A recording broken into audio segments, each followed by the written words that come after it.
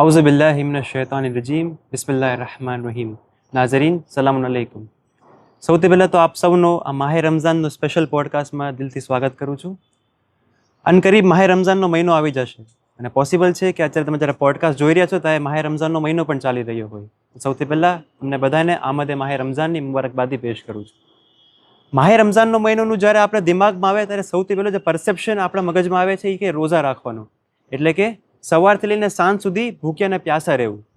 જ્યારે અલ્લાહ સુબ્હાનહુ વ તઆલાએ આપણી ઉપર રોઝા વાજિબ કર્યા છે, એટલે કે આપણે સવારથી લઈને સાંજ સુધી રોઝા રાખવાના હોય છે, તો શું એનો એ મતલબ છે કે અલ્લાહ સુબ્હાનહુ વ તઆલા આપણને વીકનેસ લાવવા માંગે છે, આપણી બોડીને અનહેલ્ધી બનાવવા માંગે છે કે વીકનેસ લાવવા માંગે છે? નહીં, પણ એનો કંઈ સ્પેશિયલ રીઝન એમ છે. માહે રમઝાનનો મહિનો ખાલી એક રોઝા રાખવાનો મહિનો નથી, પરંતુ એક રિવાઇવલનો મહિનો છે. રિવાઇવલ સોલનું, આપણા અંદરની બોડીનું, આપણા અંદરની સિસ્ટમને રિબૂટ કરવાનો મહિનો છે. શું માહે રમઝાન એક એવો મહિનો છે કે જ્યારે આપણે હેલ્થ ગેઇન કરવી જોઈએ કે હેલ્થને લૂઝ કરવાનો ટાઈમ છે? શું માહે રમઝાન એક એવો મહિનો છે કે જ્યારે આપણે સ્પિરિચ્યુઆલિટી તરફ જવાનું છે, ના કે એનાથી દૂર? માહે રમઝાનનો જ્યારે મહિનો આવે ત્યારે આપણે બધા ફૂડની તરફ વધારે વ્યા જતા હોય છે. શહેરીના ટાઈમ આપણે એ ડિસાઇડ કરીએ કે આપણે ઇફતારમાં શું કરશું. જેમ ઇફતારી કરી નાખીએ તો કે શહેરીમાં આપણે શું ખાશું, એમ વધારે પડતું આપણું બધું ફૂડની રિલેટેડ હોય છે આપણું માહે રમઝાન. પરંતુ રસૂલ ખુદા સલ્લલ્લાહુ અલૈહિ વસલ્લમ એની સીરત પ્રમાણે આપણને કીધેલું છે કે કયા ફૂડ્સ આપણે લેવા જોઈએ અને કયા ફૂડ્સ આપણે ના લેવા જોઈએ. કયા ફૂડ્સના કારણે આપણી સ્પિરિચ્યુઆલિટી વહી જાય છે અને કયા ફૂડ્સના કારણે આપણી સ્પિરિચ્યુઆલિટી પાછી આવી જાય છે. અલ્હમ્દુલિલ્લાહ, મારી સાથે આ બધા ટોપિક્સ ઉપર ડિસ્કસ કરવા માટે એક મેથ્સ અને ફિઝિક્સના હોનહાર ટીચર બેઠા છે, જે તિબ્બે ઇસ્લામની પણ ડીપ નોલેજ લીધેલી છે. તો વધારે સમય ના લેતા એમનો ઇસ્તેકબાલ કરીને આ પોડકાસ્ટને આગળ વધારવા માંગીશ. અલી સર, સલામ અલૈકુમ. અલૈકુમ સલામ વરહમતુલ્લાહિ વબરકાતુહ. કેમ છો અલી સર? શુક્ર અલહમદુલિલ્લાહ. અનકરીબ માહે રમઝાનનો મહિનો આવી જશે અને પાછા આપણે આપણા સ્પિરિચ્યુઆલિટી તરફ જવાનો ટાઈમ આવી જશે. અને માહે રમઝાનમાં તો સૌથી મોટી જે ઇબાદત છે તો આપણી માટે રોઝા જ છે. પણ તમે શું કહી શકશો કે એકચ્યુઅલ રોઝાનો મિનિંગ શું છે? શું રોઝો ખાલી સવારથી લઈને સાંજ સુધી ભૂખ્યા રહેવાનો ટાઈમ છે કે એ પણ બીજો પર્પસ થાય છે એનો? અઉઝુ બિલ્લાહિ મિનશ શૈતાનિર રજીમ. બિસ્મિલ્લાહિર રહમાનિર રહીમ. અસ્સલામુ અલૈકા વલી અસ્ર અદરિકના. રોઝો એ કોઈ પણ વસ્તુથી દૂરી અખ્તિયાર કરવાનું નામ રોઝો છે. ઇમામે અલી અલૈહિસ્સલામ કહે છે કે fasting of the heart is greater than the fasting of the tongue. Fasting of the tongue is greater than the fasting of the food. મૌલા ફરમાવે છે કે હૃદયનો રોઝો એ જબાનના રોઝા કરતાં ઉત્તમ છે. જબાનનો રોઝો છે એ ખાવા પીવાના રોઝા કરતાં ઉત્તમ છે. આપણે લોકો ફક્ત એટલું જ સમજીએ છીએ કે રોઝો એટલે ખાવા પીવાનું છોડવાનું નામ છે, પરંતુ મૌલા કહે છે કે સૌથી પહેલો જે રોઝો છે એ હૃદયનો રોઝો છે. તમે અહીંયા કલ્બે સલીમ રાખો, કોઈની સાથે હસદ ન રાખો, કોઈની સાથે વેરઝેર ન રાખો, બધા પ્રત્યે પ્રેમ ભાવના રાખો, એ સૌથી ઉત્તમ રોઝો છે. બીજું, જબાનનો રોઝો છે. કંઈ પણ વસ્તુ નિર્થક ન બોલો, એ જબાનનો રોઝો છે. અને કંઈ પણ વસ્તુ નિર્થક ન ખાવ, એ પેટનો રોઝો છે. ઓકે. તમે કલ્બે સલીમની જે વાત કરી, તો વ્યુઅર્સ માટે કલ્બે સલીમનું એક નાનું ડેફિનેશન તમે આપી શકશો કે? કુરાનની અંદર અસ-સફાત નામનો 37 નંબરનો સૂરો છે. એની આયત નંબર 84ની પછી 84ના અંતમાં કલ્બે સલીમ શબ્દ આવે છે. ઓકે. કલ્બે સલીમનો ત્યાં ડાયરેક્ટ ટ્રાન્સલેશન ઇંગ્લિશમાં જોઈએ તો ઓપન હાર્ટ આપ્યું છે. Open heart. પણ ઓપન હાર્ટનો મિનિંગ એ થયું કે બધાનું ભલું ઈચ્છવું, એ કલ્બે સલીમ છે. ઓકે, એટલે બીજા પ્રત્યે મોહબ્બત રાખવી, એક સારું શું કહેવાય, નેક ગુમાની કરવી, હા, એ શું એનો પાર્ટ આવી શકે કલ્બે સલીમ? બધું એની અંદર જ આવે છે. ઓકે. એક રિવાયત પ્રમાણે કહેવામાં આવે છે કે તમે કોઈ પણ જગ્યાએ શક લઈ જાઓ, એ તમારી રૂહાની સ્ટેટસને ડાઉન ડાઉન છે. આપણે રોઝાની વાત કરી. માહે રમઝાનુલ મુબારક શું એ ખાલી રોઝો રાખવાનો મહિનો છે કે બીજું એક સ્પિરિચ્યુઅલ એંગલ પણ છે કે જે આપણે અન્ડરસ્ટેન્ડ કરવું જોઈએ?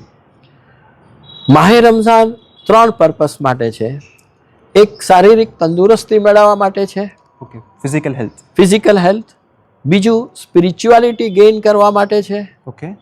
અને ત્રીજું, પ્યોર મેન્ટાલિટી મેળવવા માટેની વસ્તુ છે. ઓકે, એટલે ફિઝિકલ હેલ્થ માટે સ્પિરિચ્યુઅલ અને પ્યોર મેન્ટાલિટી મેન્ટાલિટી માટે. ઓકે. અલી સર, મને એક હજી એક એંગલ વિચાર આવે છે કે અગર આપણે ફિઝિકલ, સ્પિરિચ્યુઅલ અને આ જે પ્યોર મેન્ટાલિટી વાત કરીએ તો શું એ શક્ય છે કે આપણે જે ફૂડ ઇન્ટેક કરે છે, આપણી સિસ્ટમની અંદર જે બધી વસ્તુ જાય છે એ આની સાથે ડાયરેક્ટ રિલેટેડ છે? 100% આ બધી જ વસ્તુ આપણને એટલી બધી ઇફેક્ટ કરે છે કે રોજાનો પર્પસ તો ડિસ્ટ્રોય થઈ જાય છે, પણ આપણું સ્પિરિચ્યુઆલિટી ડાઉન થઈ જાય છે. ઓકે. એક ડૉક્ટરે મને ફોન કર્યો હતો, મને કે માહે રમઝાન પતવા આવ્યો છે અને હવે મારી સિઝન ખુલશે. આ દેખાડે છે કે આપણે આપણું શારીરિક સ્ટેટસ કેટલું ડાઉન કરી રહ્યા છીએ. સો રમઝાન ડિઝીઝથી દૂર થવાના બદલે આપણે આપણે ડિઝીઝની તરફ નજદીક જઈ રહ્યા છીએ. ઓકે. અને સ્પિરિચ્યુઆલિટીમાં બી આપણે બહુ જ ડાઉન જઈ રહ્યા છીએ. એકચ્યુઅલી એક સિમ્પલ એક્ઝામ્પલ આપું તો એક બેન નાની ઉંમરમાં વિધવા થયા હતા, ટેન્શનના પાર નહીં, બચ્ચાઓને મોટા કર્યા, એમાં એને ઘણું સહન કર્યું, પણ ફિઝિકલ હેલ્થ એની ડિટોરિએટ થઈ ગઈ. તો એક બિસ્મિલ્લાહિર રહમાનિર રહીમ બોલી નહોતા શકતા, પણ એને જ્યારે આ રોજાનું શરૂ કર્યું અને સારી સમજથી રોજાનું શરૂ કર્યું તો એ 1.5 કલાકનો સિજદો કરવા. માશાઅલ્લાહ, અલ્હમ્દુલિલ્લાહ. જો આ મેળવવાનો ટાઈમ છે, આપણે ગુમાવી દઈએ છીએ. સર, તમે જ્યારે ફૂડની વાત કરી ને તો મને હજી એક હદીથ યા તો એક સેઇંગ યાદ આવ્યું કે માહે મોહરમ જ્યારે આવે ને ત્યારે આપણને સ્પેસિફિકલી કહેવામાં આવે છે કે તમે સર્ટેન ટાઈપ ઓફ ફૂડ્સથી દૂર રહ્યો, તમે સર્ટેન ટાઈપ ઓફ ફૂડ્સ તરફ વ્યા જાઓ. અને જ્યારે એની પાછળનું રીઝન પૂછે ને તો એમ કે તમારા જે ફૂડની ના પાડી છે ને એ તમારા દિલને સખ્ત બનાવી નાખે છે, અને જે ફૂડ્સ તમને કહેવામાં આવ્યું છે એ તમારા દિલને નરમ બનાવી નાખે છે. એટલે માહે મોહરમનો પર્પઝ એ છે કે આપણે રોવું જોઈએ એમ. તો જો દિલ સખ્ત થઈ જાય તો પછી આપણે એ પેઇન અન્ડરસ્ટેન્ડ નથી કરી શકતા, આપણે રોઈ ના શકીએ એમ. તો માહે મોહરમનું પર્પઝ છે રોવું, તો એની માટે આપણે એવા ફૂડ્સ આપે કે જેનાથી આપણું દિલ નરમ થાય. તો શું એવું પોસિબલ છે કે માહે રમઝાનમાં આપણને કીધેલું હોય કે તમે આ ફૂડ્સ લ્યો જેના કારણે તમને સ્પિરિચ્યુઆલિટી વધે અને તમે જે પર્પઝ છે એ પર્પઝ તમે પૂરું કરી શકો? એવા શું આપણને ફૂડ્સ કીધેલા છે આપણને? એટલી સરસ માહિતી આપણા ઇમામોએ દીધેલી છે. સર્વપ્રથમ પહેલાં એ કહી દઉં કે ઇમામ એને કહેવાય જે હર સબ્જેક્ટનું ઇલ્મ રાખતા હોય, એને ઇમામ કહેવાય. આપણા ઇમામોએ એટલી સરસ માહિતી આપી છે કે તમે સિમ્પલ ફૂડ લેશો અને એ સાઉદી અરેબિયાની ભયંકર ગરમીમાં આખો 12 કલાક તમે ખેતરની અંદર કામ કરશો તો બી સાંજે તમને એક ગ્લાસ પીવાની તરસ નહીં લાગે. એટલી સરસ ગાઈડલાઇન્સ દીધી છે. આપણી પાસે બેસ્ટ એક્ઝામ્પલ છે મૌલા અલી અલૈહિ ઇસ્લામનું કે એ પાણીની અંદર એક સુકાયેલી રોટલી બોળીને ખાતા હતા અને ખૈબરનો દરવાજો 2 આંગળીએ ઉખેડીને ફેંકી દેતા હતા. આ દેખાડે છે કે વધારે ખાવું એ કોઈ કોન્સેપ્ટ નથી, હેલ્ધી ખાવું એ કોન્સેપ્ટ છે. શહેરીની અંદર મૌલાએ ફરમાયું છે તમે પોઝિટિવ પેટર્નના ફૂડ્સ લ્યો અને તમે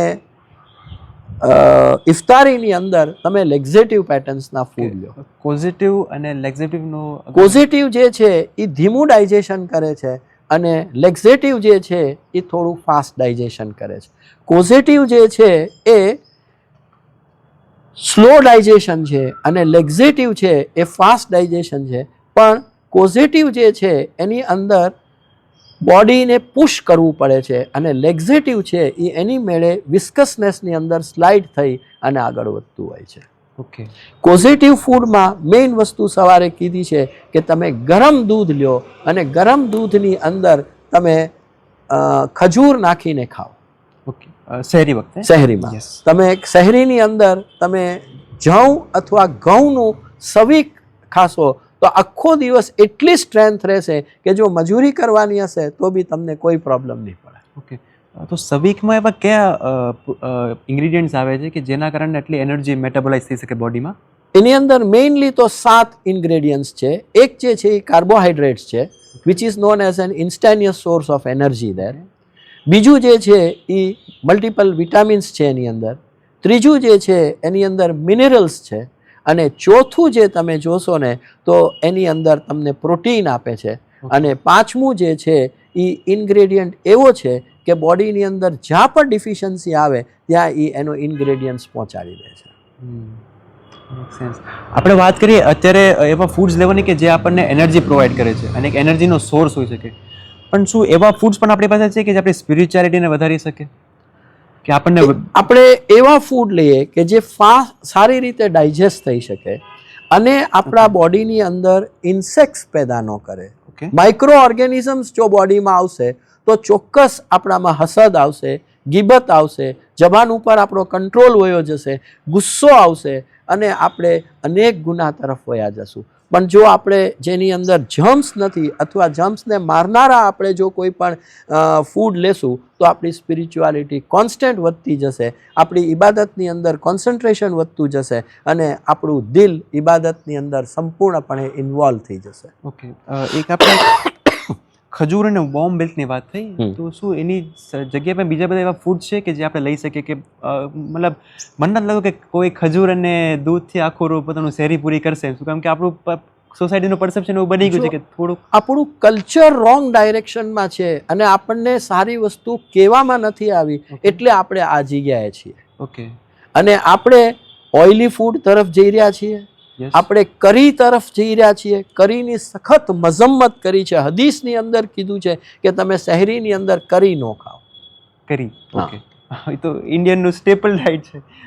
આ આપણી એક રોંગ કલ્ચર છે. શાયદ એમ બી કહી શકીએ કે ઇન્ડિયાને આખી દુનિયાને ફૂડના કલ્ચરમાં બગાડ્યા. Chilli foods, fry food, oily food, spicy food, આ બધું દુનિયાને આપણે જ આપ્યું છે. તો રાઈસ અને કરીની આપણે એનું ઓલ્ટરનેટિવ શું? અગર રાઈસ અને કરીની સાથે આપણે ન લેવું હોય તો વોર્મ મિલ્ક વિથ ડેટ્સ છે, પછી વીટ અને બાર્લીનું સવિક છે. આ બધી વસ્તુ ફૂલ ઓફ સ્ટ્રેન્થ છે. ઓકે હા, તો ઘણીવાર રોજાના દરમિયાન આપણને ડિઝીનેસ ફીલ થાય, હેડેક ફીલ થાય, એટલે જ્યારે ઘણા લોકો એમ કે ભાઈ મેં શેરી વગરનો રોજો રાખ્યો જ ને એટલે મને વધારે હેડેક થઈ ગયું છે, યા તો મને ડિઝીનેસ ફીલ થાય છે, યા તો બપોર પછી મારામાં કઈ એનર્જી નથી બચતી કે કામ કરી શકું. અત્યારનું સોસાયટી એવું થઈ ગયું છે કે રમઝાન આવે ને એટલે 12 વાગ્યા પછી ઓફિસ શટડાઉન, કમ્પ્લીટ ક્લોઝ, સુઈ જવાનું અને આરામથી ઇફતારી કરીને પછી આપણે કામ કરવાનું એમ. તો શું એવા કે આપણી પાસે ઓપ્શન છે કે જેના કારણે રોજાને દરમિયાન આપણે હેડેક ન આવે, તો ડિઝીનેસ ન આવે, યા તો એનર્જી બરકરાર રહી શકે?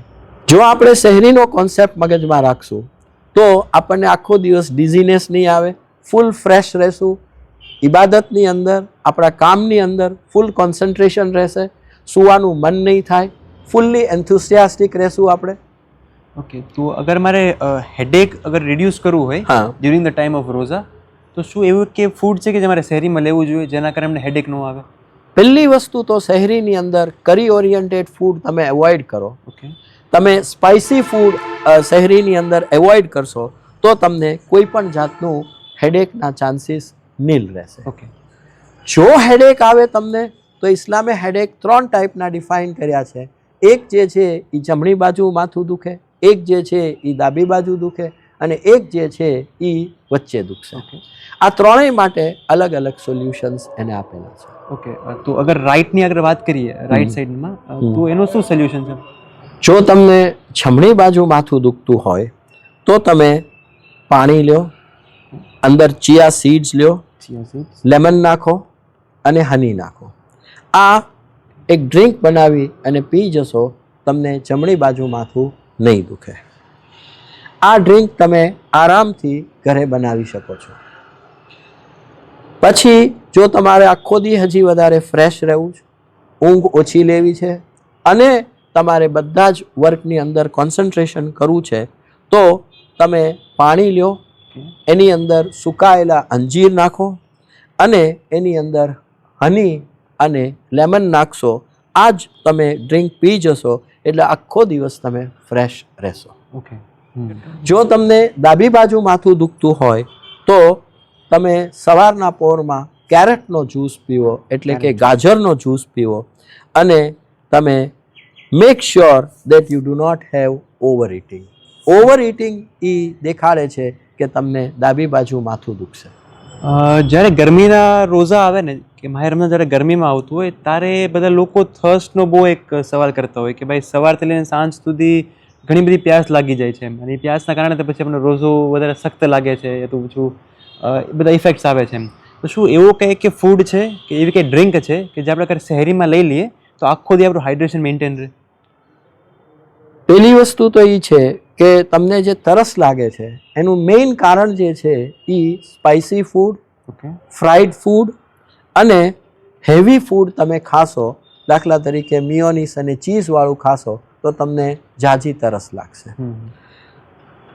આ ખવાઈ ગયું છે અને તરસ નથી લાગવા દેવી તો એક ડ્રિંક છે કે 1 લીટર પાણી લ્યો, એની અંદર 2 ટેબલ સ્પૂન તુલસી નાખી દો અને એની અંદર બ્રાઉન સુગર નાખો અને એનો જ્યુસ બનાવો લેમન અને હનીની સાથે, તો તમારે કમ્પ્લીટલી તરસથી તમારી જાતને દૂર રાખી શકશો. આજે એક સાયન્ટિફિક કોન્સેપ્ટ છે સુપર ફૂડ્સ કરીને.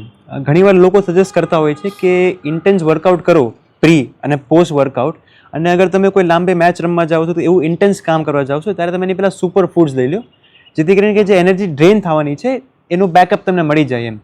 તો શું ઇસ્લામમાં એવા સુપર ફૂડ્સનું વર્ણન કરેલું છે કે ભાઈ આનાથી ઇન્સ્ટન્ટ તમને એનર્જી મળી શકે? મુરસલે આઝમ રહેમતુલ્લિલ આલમીન આપણા છેલ્લા નબી અલૈહિ ઇસ્લામે ફરમાયું છે કે જો તમે ખજૂર લેશો, સવીક લેશો, ગરમ દૂધ લેશો તો એ દુનિયાના તમામ સુપર ફૂડથી બેટર છે. ખજૂર, દૂધ અને સવીક. સવી. ઓકે, સવીકમાં જવ અને ઘઉં બંનેનું સવીક કીધું છે. ઓકે. એટલે શું જ્યારે એ લોકોના જમાનામાં વોર ઉપર જતા તો શું એ લોકો આ ફૂડ્સ રેકમેન્ડ કરતા રસૂલ ખુદા કે બીજું કે આપણને? મેઇનલી આ ફૂડ જ એ લોકો લેતા જેને હિસાબે એ લોકો આટલું બધું સંઘર્ષ, શારીરિક સંઘર્ષ કરી શકતા હતા. ઓકે. અત્યારના આગળ પાછું તમારે આવું વર્કઆઉટ એવું કરવું હોય તો this food can be game changer. Enough, more then enough છે. અત્યારે આપણે તો એવો શારીરિક શ્રમ રહ્યો જ નથી, આ મોર દેન ઇનફ છે. અલ્હમ્દુલિલ્લાહ. ઘણી બધી વાતો ડિસ્કસ થઈ છે પણ ખાલી શહેરીની થઈ છે હજી. મને લાગે છે કે જે ઇફતારના પણ ઘણા બધા ફૂડ્સ હશે કે જે આપણા રેકમેન્ડેશનમાં આવેલા હશે, અને મેઇન તો આપણો દિવસ તો રાતના શરૂ થાય છે ઇબાદત કરવાનું એ રીતે. તો ઇન્શાલ્લાહ મને લાગે છે હજી એક એપિસોડ જોશે આપણે કે જ્યારે ઇફતારની બારામાં પણ જે રેકમેન્ડેશન છે એ આપણે કવર કરી શકીએ ઇન્શાલ્લાહ. તો ઇન્શાલ્લાહ સર પાછો આપણે ભેગા થશું નેક્સ્ટ એપિસોડ માટે, જેમાં આપણે ઇફતારી રિલેટેડ આપણે ઇન્શાલ્લાહ વાત કરશું. ઇન્શાલ્લાહ. Sir thank you so much. ખુદા હાફિઝ સર.